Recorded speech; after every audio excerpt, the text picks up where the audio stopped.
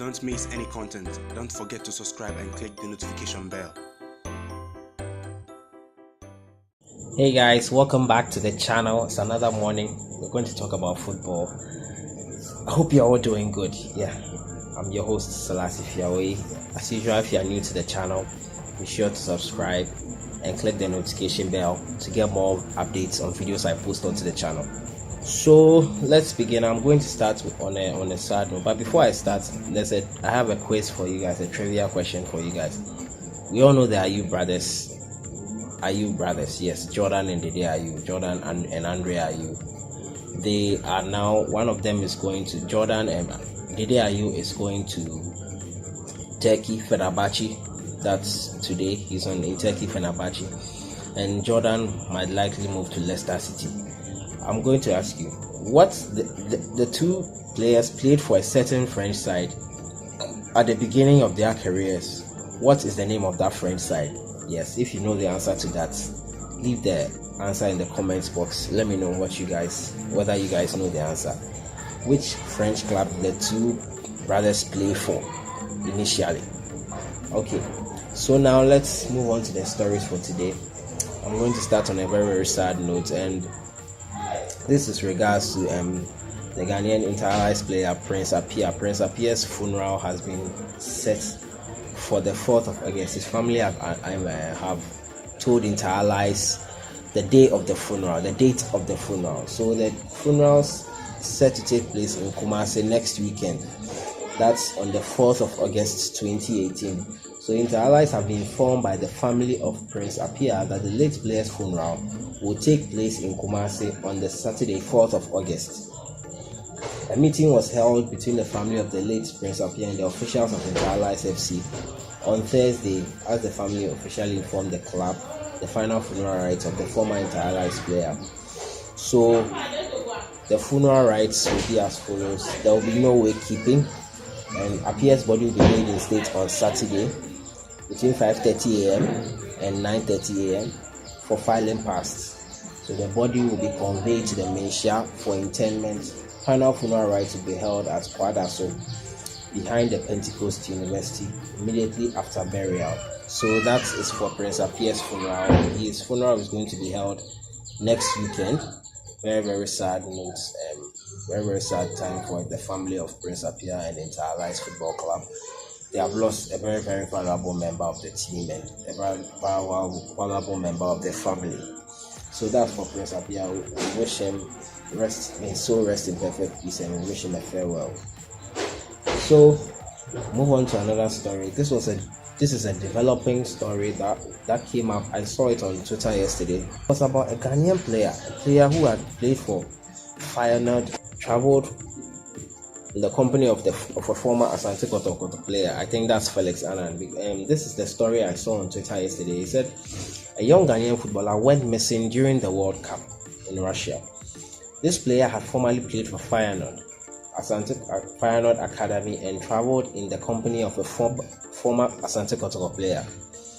For weeks of the family not hearing from him, they traveled to Russia for the World Cup, I think. For weeks of the family not hearing from him, they became alarmed.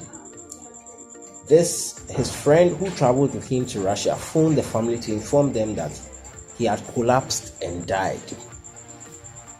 Initial online reports said the body was found with severe injuries suggesting foul play. So if he had collapsed and died, how come there were injuries on the dead body? So next report said preliminary data indicate that he had a heart attack. Meanwhile, his body is still not seen by anyone. Was he poisoned, clubbed to death as being claimed by the family? Is this footballer dead or alive? So that was what came online yesterday. I was reading it online. I followed up the tweet again, and it came out that now the player was pronounced dead. He was officially dead, and they have to transport the body back to Ghana here. And two players, Christian Atsu and Harris Nafo, they are currently raising funds to fly the body of the Ghanaian footballer who allegedly collapsed and died in Moscow during the World Cup. the family of the deceased is called Jonathan Joe Mensah, can't raise money for the return of the body. So that's, and the deceased is called Jonathan Joe Mensah. I think this is it's very strange story. It's still a developing story. So I'll bring you guys updates as and when I get more information on this story. It's something which I don't get. Someone died during the World Cup.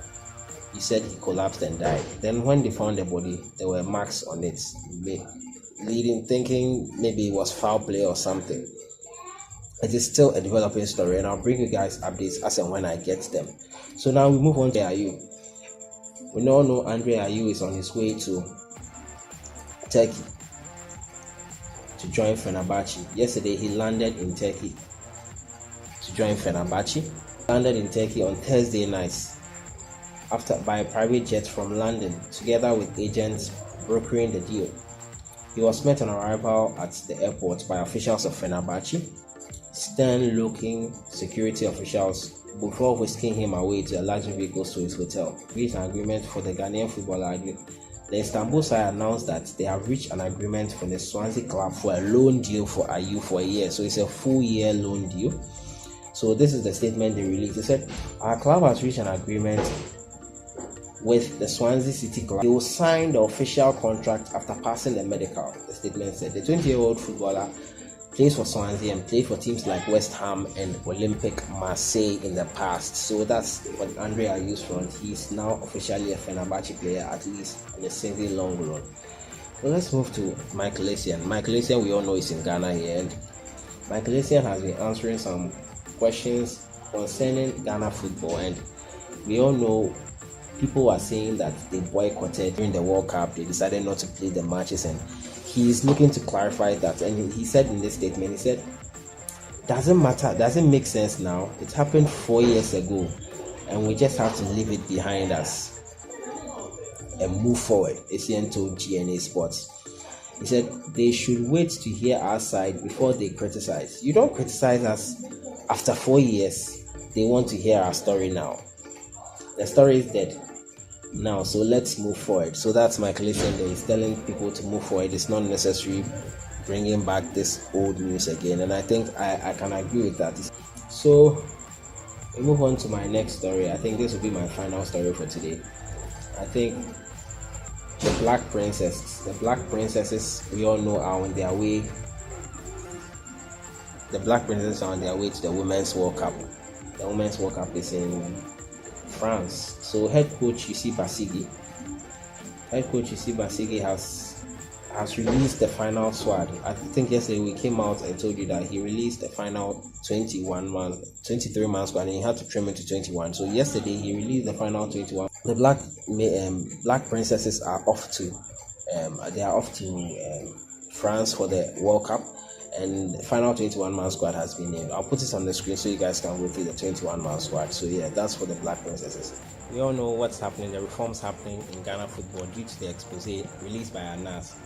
And with that immediate press release yesterday, and the press release was released by the Ministry of Youth and Sports, and it says it has suspended the support for the National Supporters Union. So the statement reads, the Ministry of Youth and Sports has suspended any form of support to a recognized supporters group and media houses who intend to solicit government assistance in travel to tournament venues for our national teams. So the decision has come necessary owing to the impending reforms for Ghana football, and most importantly, taking a cue from the recent Australia visa scandal that undoubtedly brought global shame to the country. In view of this, and in particular reference to the FIFA Under-20 Women's World Cup, of which Ghana will be partaking, the ministry would make efforts to organize Ghanaian residents in France to cheer on our princesses. So basically, there will be no government will be sponsoring any group or groups of people to go and support the Black Princesses in the recent Under-20 Women's World Cup. They would rather encourage people, Ghanaian residents in France, to rather go and support. So that is it coming from the Ministry of Education and Sports. Due to the reforms going on in Ghana football, there will be no sponsoring of supporters group or supporters union to support the Black Princesses. So that has been it for today. Let me know what you think about this. Have you guys heard anything concerning Jonathan Joe Mensah, who died in Russia mysteriously under mysterious circumstances? I'll still be following the story and giving more updates. What do you think about that? And Prince Appiah's funeral is next week. If you guys can make it, there's in Kumasi. If you guys can make it and support the family and the team, it will be great. So don't forget to subscribe to the channel. I'll see you guys in the next one, and have a great weekend. I've partnered with OneXBet. OneXBet are running a promotion where you get a chance to travel outside the country to Hawaii for a vacation. Just check out the description, and I'll leave a link in the description. You can use the promo code attached to the link in the description to register with OneXBet and stand a chance of winning a lot of prizes. I've been your host, Appiah. If you are new to the channel, subscribe. Don't forget about the program on 10th and 11th of September at the Accra International Conference Center. There will be a lot of dignitaries there, so be sure to pass through. Be sure to pass through if you're in Ghana. If you're in Ghana, yeah, be sure to pass through. To be a very nice exhibition. We'll learn a lot. I'll be there. We can meet up there if you want. I'll be there. So yeah.